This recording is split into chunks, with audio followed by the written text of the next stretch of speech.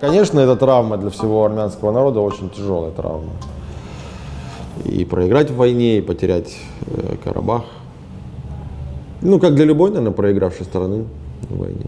У каждого же конфликта есть еще последствия, так называемые. В Карабахе одна из самых трагичных, наверное, страниц в истории, это вот то, что часть армян должна была покинуть территорию Карабаха с тех территорий, которые передавались под контроль Азербайджана. Город Лачин – один из таких, наверное, больших достаточно городов по меркам Нагорного Карабаха.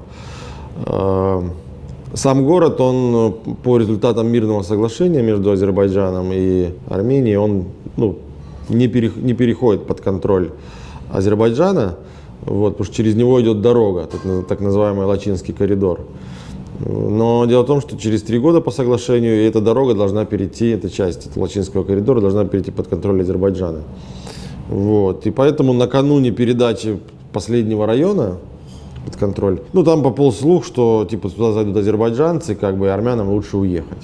Это многодетная семья, у них 10 детей, по-моему. Они жили в большом доме, но они решили уехать с семьей. И как раз-таки я приехал один раз, у них был в гостях еще за пару дней до отъезда. Потом они мне рассказали эту историю, что их предупредили, что всем лучше уехать. Я поехал уже в тот день, когда они собирались уезжать, когда весь город вообще переезжал практически. Там практически из каждого дома люди грузили вещи на машины и уезжали. И в этот день, когда они уезжали, я тоже их навестил и посмотрел, застал, собственно, последние минуты их в этом месте. И когда люди уезжают из своего дома, я такого не видел ни разу. Это может быть человек просто уехать из дома, переселиться куда-то, по другим обстоятельствам. Но когда люди понимают, что они уезжают, и уезжают, скорее всего, навсегда, и причем всей семьей, и соседи их уезжают, и друзья все уезжают. Город на глазах пустеет. Некоторые люди забирали вещи, мебель, что-то еще и уезжали. Кто-то, например, поджигал дома. Таких немного было, но некоторые люди поджигали дома.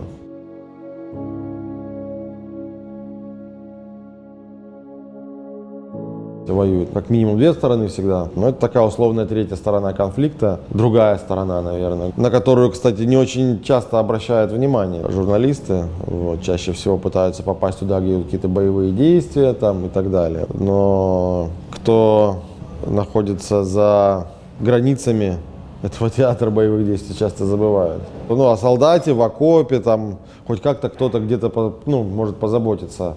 А о тех людях, которые остались в брошенной деревне, несколько стариков в подвале выживают как-то, о них может никто и не вспомнить, и не знать, что они там находятся. Это понимание ко мне пришло еще, когда я начинал работать 5 лет назад в войне на Донбассе. Я к тому времени уже обладал каким-то опытом военных съемок.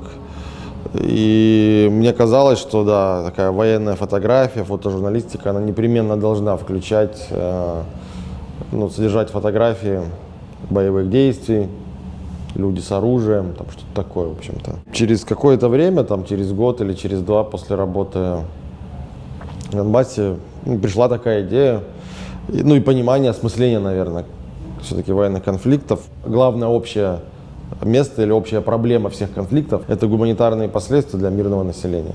Где бы ни была война, какая бы ни была война, могут быть разные предпосылки, какие-то геополитические особенности. Но в этой части любой конфликт, любая война – повторение всех предыдущих. Я не вижу смысла показывать, как один человек стреляет в другого. Как бы это здорово, красиво не было снято. Тем более, что эти фотографии часто можно использовать для косвенной, может быть, пропаганды войны. Не прямой, а так или иначе. Или кто-то увидит, молодой человек, посмотрит, как здорово, я тоже так хочу, как это все выглядит. Я считаю, что это мой взгляд, моя позиция о том, что мне хотелось бы, я считаю, что самое главное – это показывать именно конфликт со стороны гражданского населения, которое вовлечено в конфликт чаще всего не по своей воле. Когда в Карабахе все это дело началось, я когда-то приехал, я понимал, чем я буду заниматься и в каком направлении будет строиться моя работа. И строится визуальный ряд.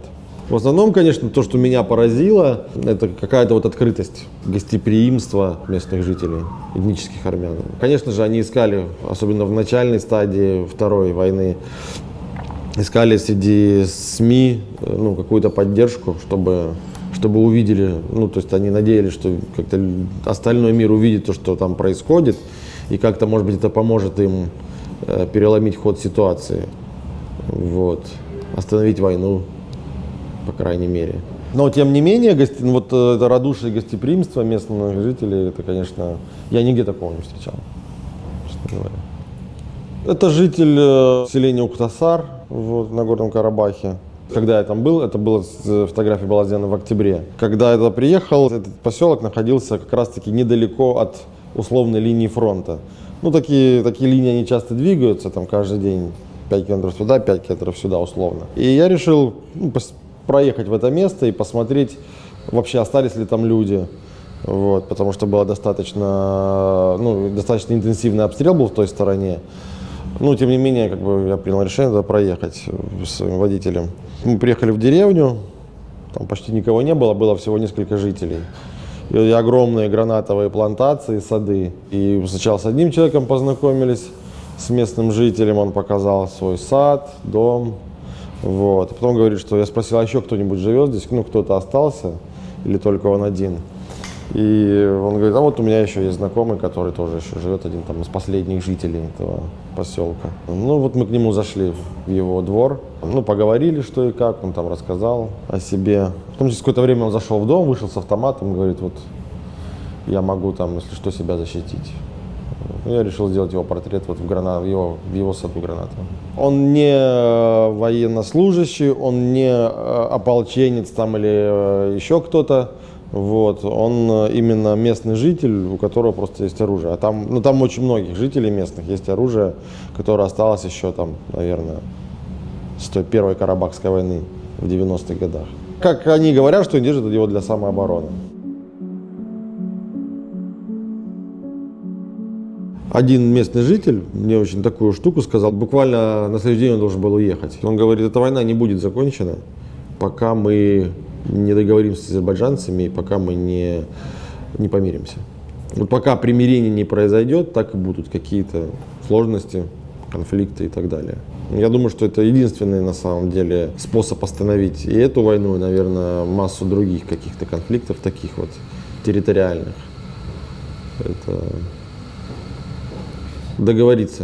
Мне интересно бывать в таких местах, и самому получать какой-то опыт в первую очередь, потому что все-таки, живя в такой обычной мирной жизни, достаточно стабильной, комфортной, налаженной, окруженной технологиями, ты многих вещей вообще не понимаешь и не ценишь.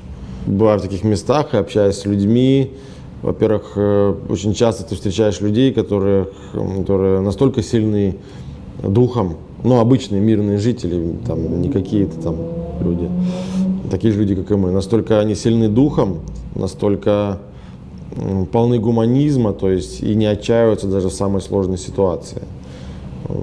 И ты понимаешь, насколько важно ценить то, что у нас есть, обычных людей, живущих в мире.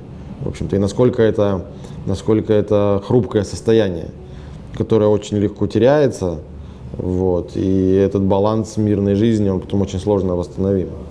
И плюс работа, профессия фотожурналиста, собственно, рассказывать одним людям о жизни других. Сейчас, такая модная история говорит о том, что журналисты не меняют ничего, то есть не влияют на ход военных конфликтов. Во-первых, это не задача журналиста влиять на ход военных конфликтов, это задача все-таки информировать, рассказывать о том, что там происходит. И с другой стороны, журналист может помочь, может быть, не изменить ход войны, но хотя бы какому-то количеству людей, которым нужна помощь, мирных людей.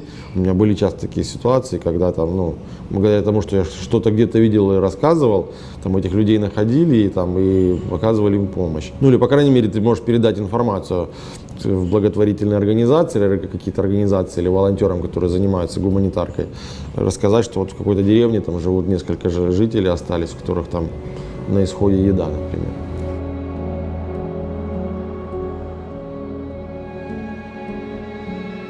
Мы живем уже в другое время. Это раньше, наверное, когда-то СМИ имело такое влияние, что могло и войну остановить, в общем-то. А сейчас, мне кажется, войну могут остановить те, кто ее начал. Люди, у которых есть деньги и оружие.